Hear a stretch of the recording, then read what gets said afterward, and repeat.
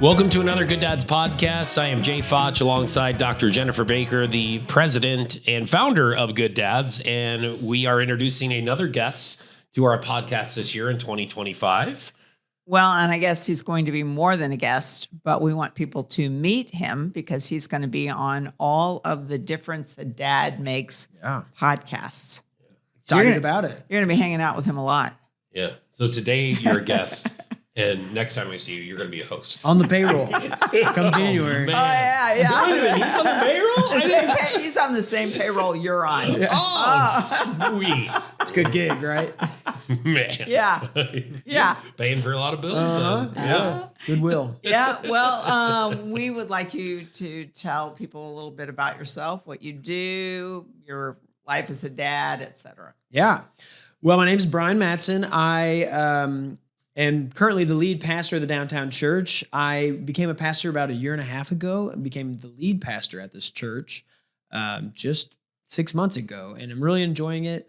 I have a lot of history with music and leading bands, both in the worship setting, and I also play in a cover band on the side. And I became a father 6.5 years ago. I've got 2 kids, Jack, who is 6.5, and Dorothy, who is 4. And those are great ages. You tell the new parents, just wait until they're 4 and 6. It's awesome. Yeah. You know, it's tougher getting through those first 6 months, but I was talking to a new mom today, and I said, how much sleep are you getting? Her child's 3.5 years old, 3.5 months old. And she said, oh, about 12 hours. I was thinking about you, Brian, because that was not your She's getting experience. 12 hours of sleep? Yes. I've never gotten 12 hours of sleep in my life. She said, I don't even get 12 hours of sleep in a week. Well, I take that back. She's getting about 8 hours of sleep uninterrupted. Man. This baby, she said, would probably sleep from 10 till maybe 7 or 7:30. That was not my case. Hours, we had 2 really bad sleepers. And I have so many memories, especially with Jack. Dorothy, you know, you get to some point where you're just used to no sleep. And so it just becomes a blur living.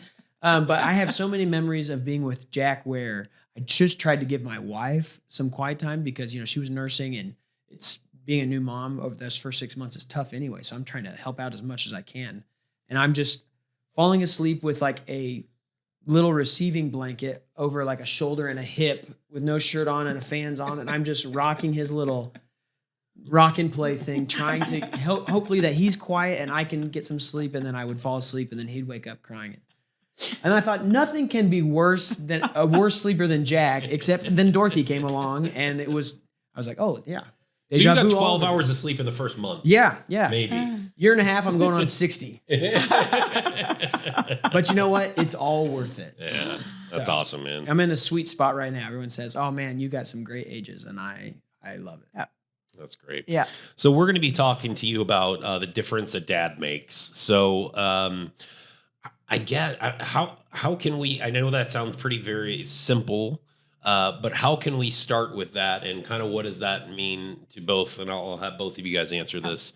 The difference a dad makes as we launch this whole year campaign here in 2025. Well, Diana, our communications director, and I were just talking about that. A lot of the early research on dads was focused on what was the impact of father absence. In fact, for years, that's really all we saw is like, well, what happens when you don't have a dad? We weren't thinking about, well, what do dads bring to the parenting equation? What do kids get from their dads that they don't get from their moms? So when we talk about the difference a dad makes, then we want to talk about, well, what do children in general get from their fathers that they don't get from their mothers? Yeah.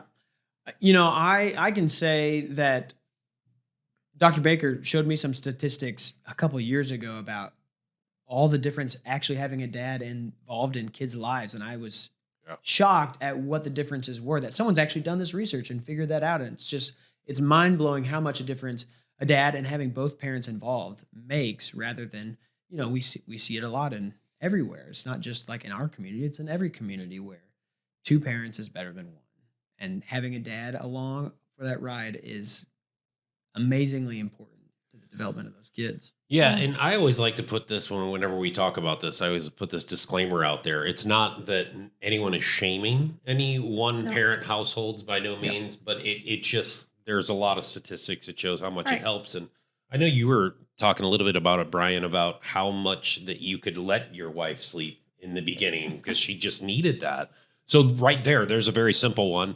What's the difference a dad makes? Another parent available to take the stress off the other parent. Yes. Yeah.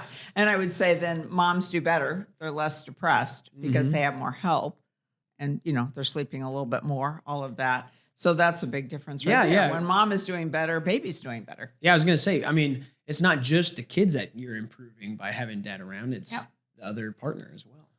And this sounds so simplistic whenever we talk about it in these podcasts. Like, it's just like, yeah, we'll just split it. It's going to be 50-50. It's going to be great. But we all know when we leave this room, that's not real life. Like, we're tired when we're doing this. Like, we try our best. And I know that there's time, and you've talked a lot about it, Dr. Baker, where you're just kind of limping through the days and the weeks. You're just trying to get through it.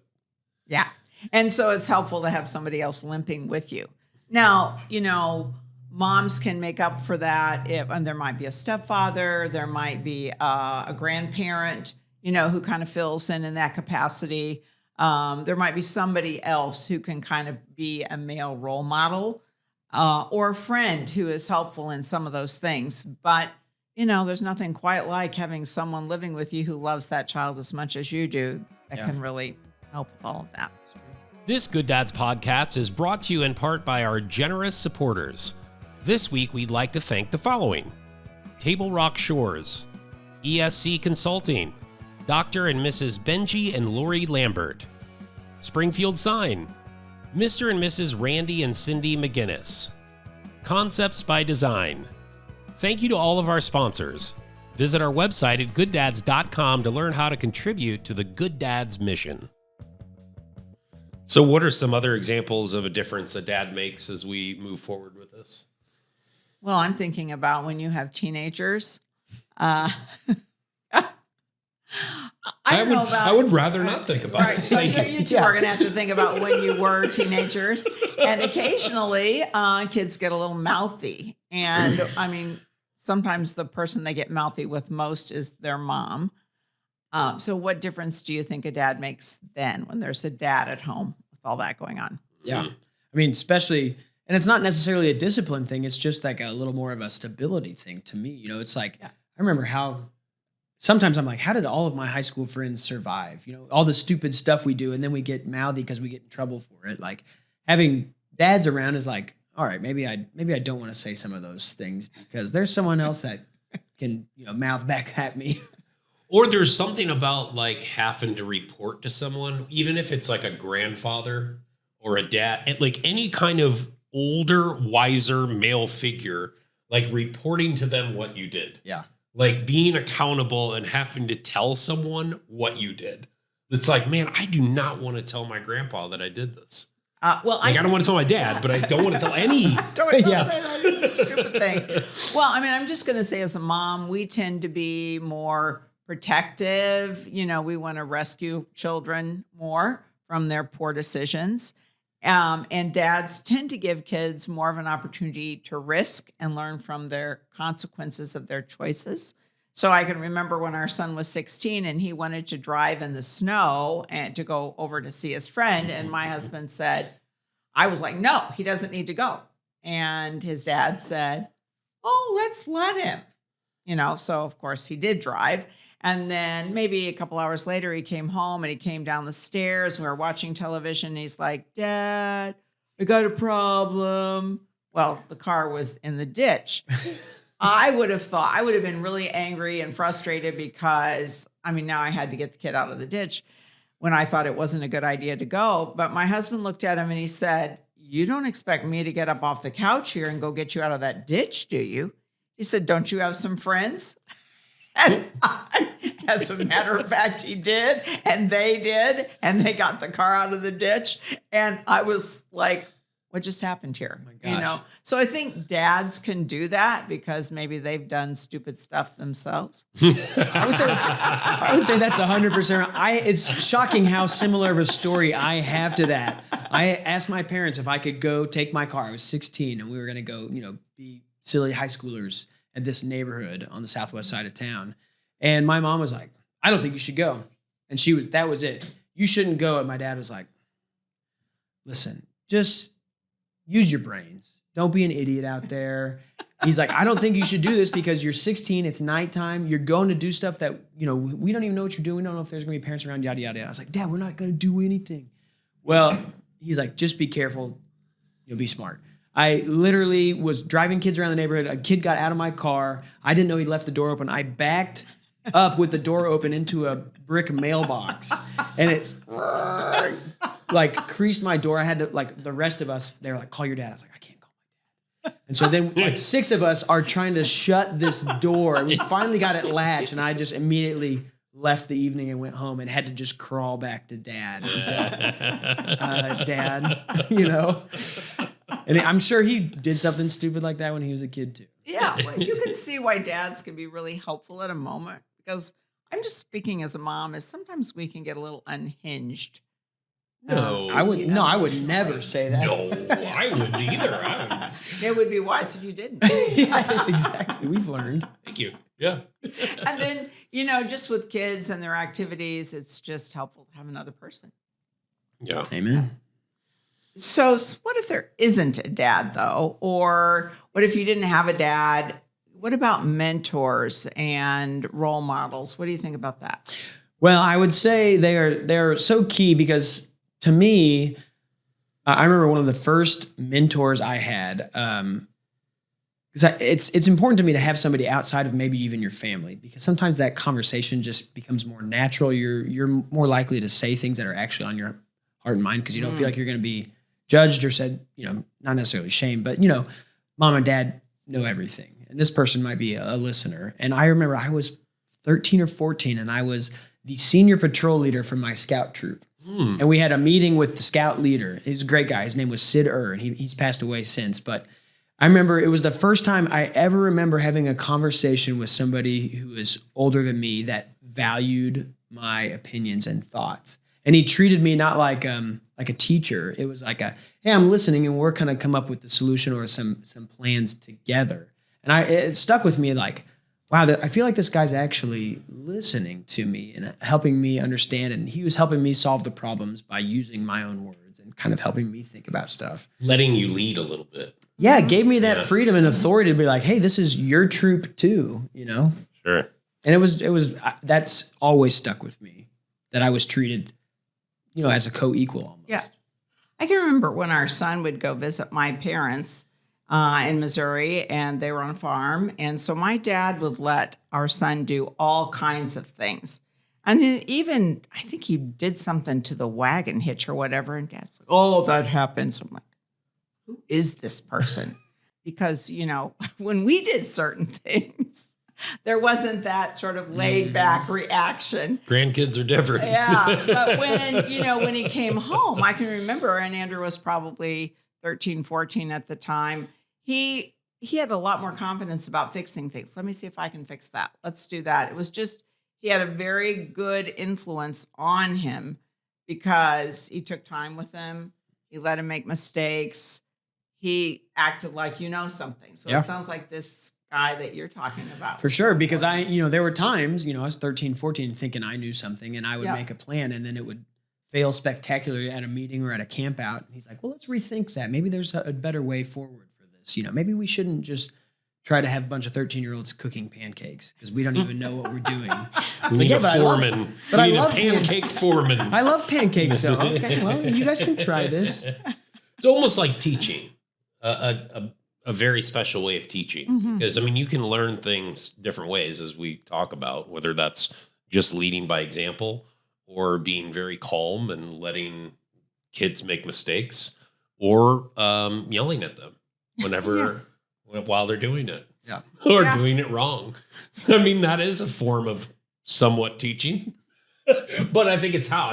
I think both your examples, I think it's how, when you're calm and kind of let them make the mistakes. It's really important. And I feel like, you know, having somebody that wasn't dad was part of that equation. It wasn't, you know, I love having my dad around, obviously, but I may be more easygoing at bringing things up of my own ideas than I would maybe my dad, because I was afraid of how he might think about or say something about my idea. But this guy was, you know, okay, well, that's what you're thinking. Let's do this.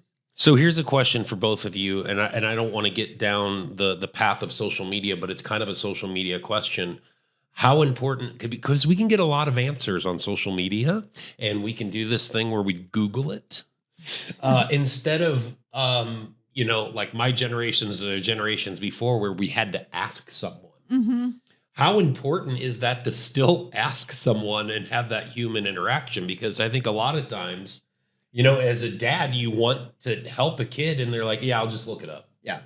I can Google that. I can ask. I already have a TikTok video. It's right here. The University of YouTube. Yes. How many things have I changed on my car because of that? Yeah, right. Yeah. Which is helpful to a certain extent, but how do we kind of navigate that moving forward in today's world?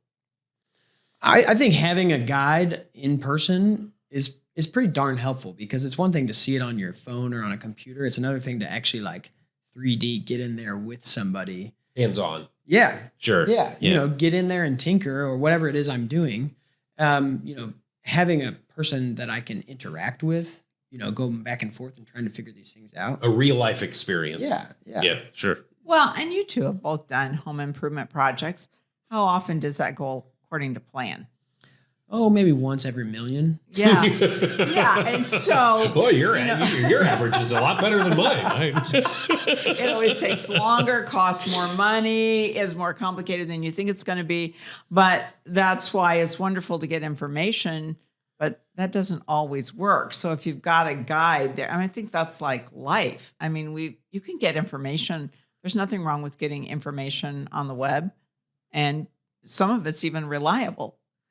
But then helping someone translate that into this particular situation is really helpful when you have a person. Well, engineering, like it's always good to have like two people working on something, whether that's a dad, a grandpa, or like I have two neighbors that are both grandpas, and two engineers trying to fix a problem is a lot better than me alone. Actually, anything's better than me alone. But like, honestly, maybe they can help you with some of that new baby equipment you have to get up and put together. Like, how do I put the car seat in the truck? Oh man! You know, luckily when we had Jack on that, you drove to a Mercy person. They showed you how to install the car seat. I'm like, thank God you're around, because I would not have figured that out.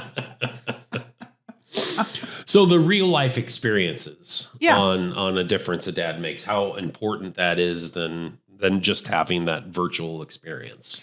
I think that's one of the things that, you know, the guys in our New Pathways program, most of them grew up without a dad or without a strong male role model. In fact, being in a class, and they're often in their 30s, might be the first time they met a man who genuinely cared about them, had some concern for them. Like, why do you think that's so important? And what do you do about that if you're like, wow, I don't really even know anybody. I'm a new dad. I want to be a good dad, but how do I figure this out? What are your thoughts? Well, it's a good question. I think that's a struggle that I think a lot of younger guys are trying to figure out, because a lot of them have grown up with these online communities that are great, but fostering those interpersonal relationships is a different skill and a different benefit to those people. You know, as a pastor, I always say churches are great places to go to start developing those relationships with people, because generally people at church are glad you're there. But there are so many, you know, whether that's friend groups or hobby groups, it's not as complicated as we tend to make it. They're all around you, and they're in the things that you already want to be at. Sometimes it's just us and you being willing to ask the question and start the conversation. Sometimes we're just too afraid to do that. And they're out there, and most people are happy to give their opinions and help other people out. It's just sometimes we need to be asked. Well, a lot of like-minded guys or dads. Like, I mean, I think that also kind of, in a weird way here, keeps you accountable. Yeah. And it also, like, as another dad or just man, you want to contribute. So when you have those other, not only having a dad, but like having those other dads around you, just like you're saying, that community, it makes you want to be more involved. And what can I do? And how do I learn this kind of thing? I mean, I think about when we were doing our dad-to-dad networking lunches. I remember when dads say, wow, this is really the only place I ever come just to talk about being a dad or having kids, or and finding out that whatever your three-year-old was doing, somebody else's 3-year-old, like, oh, that's normal. And how many opportunities do dads have for that? There's not a lot. I mean, I still get together with some of my best friends from high school, once a month or so. And we all have kids ranging from, 2-year-olds to 14-year-olds now. And so I love the fact that I can be like, hey, Jack's doing this right now. Or did you guys, when did you start baseball? Or when did you start soccer? My daughter's thinking about doing dance. And they're like, oh yeah, we did that. We tried this place, but we didn't like this place. We had a better thing here. And here's what you need to know about that. And it's like, thank God I've had discussions with people I trust that have gone through the thing I'm getting ready to go through. It's so helpful. Very helpful. And I think we need to create more opportunities for that to happen. Sometimes it does happen naturally with old friends or in a church setting or something. Yeah. And we talk about this a lot, Dr. Baker. Some of these things might sound very simple. But when you ask a simple question like, what difference do you make, or what difference a dad makes, sometimes these easy questions are harder to answer than you think. Yeah. And some of these things like we're talking about, like, it's almost kind of like, well, yeah, that makes sense. But I think the action portion is always very important about when we talk about willingness or actually doing it. And I'm just going to say, as a woman and as a daughter, a lot of times we don't tell men how important they are. And I think about my dad's contribution to my life. It was really, it's like we never really talked about it. But looking back, I could say, I got that from my dad. I got that from my dad. I got that from my dad. So dads contribute a lot to their child's well-being, and they may not be aware of how significant they are. So maybe we need to tell them more often just how valuable they are. Yeah, and especially in our household, if I wasn't around, it would be the end of the world every day. Of course, yeah. I mean, I got to keep it light in our house because it's always a crisis, even if it's not. You're the straw that stirs the drink. Well, I don't know about that. But I supply some jokes and lightheartedness and some wrestling just to keep it light. I think this is going to be a great series. Yeah. I think you two are going to have a lot of great conversations with people. So, all right, Brian Mattson, The Difference a Dad Makes. Thank you so much. And thank you as always, Dr. Baker.